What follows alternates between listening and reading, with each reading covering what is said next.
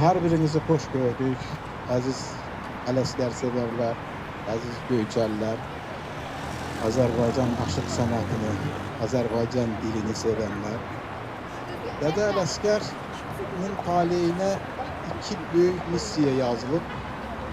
Bir missiyanın tamamlanmasının simvolu kimi Dədə Ələsgəri xatırlayırıq, bilirik. Bir də digər bir missiyanın da başlanmasının simvolu kimi bilirik biz Dədə Ələsgəri.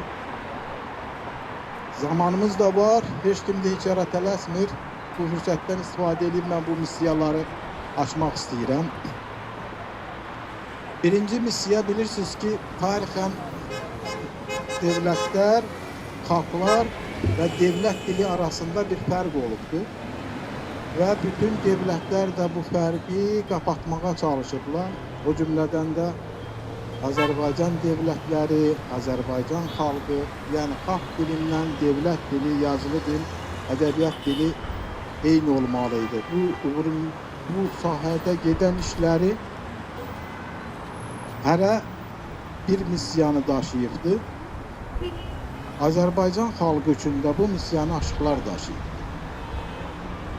Aşıqlar bu Azərbaycan dili dediğimiz, Azərbaycan Türk dili dediğimiz dili, elin dilini ədəbi səviyyə qaldırmaq bunların missiyası olubdur. Və bu missiyanın da tamamlayan bu gördüğümüz ətrafına, işığına toplaşdığımız Dədə Ələsgər olurdu.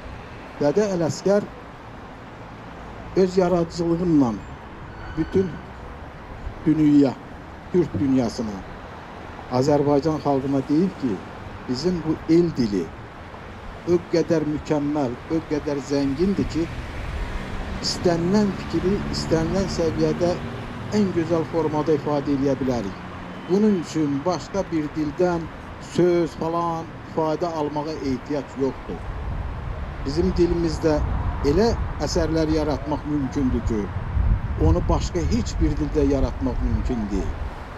Cığalı təcnis, dodaq değmez, dil dönmez. Bu eserleri başka dilde bu güzellikte ifade etmek, yaratmak mümkün değil.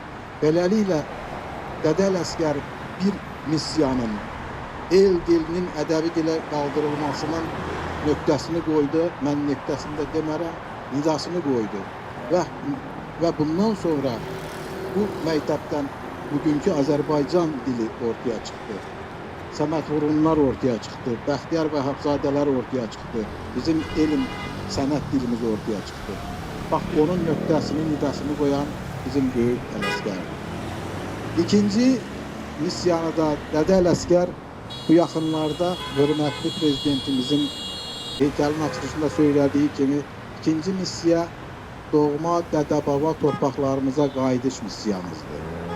O qayıdışın vətənə, elə obaya dönüşün simvolu kimi bugün Dədə Ələsgər bizimlədir. Biz de bunun ışığına ona göre toplaşırıq. Ben düşünürəm ki, birinci missiyanı ne kadar güzel, mükemmel şekilde, en güzel şekilde tamamlayan Dədə Ələsgərin ruhu, ikinci missiyanın da həyata keçirilməsində her zaman bizimle olacaktır. Her birimize minnətdaram. Bugünkü anım gününde iştirak edən Basarkeçər icması adından, bütün Göyçəllər adından, bütün dostlarımız, sənət adamlarının, el adamları adından bu tədbiri təşkil edənlərə də minnətdarımızı bildiririk. Çok sağ olun.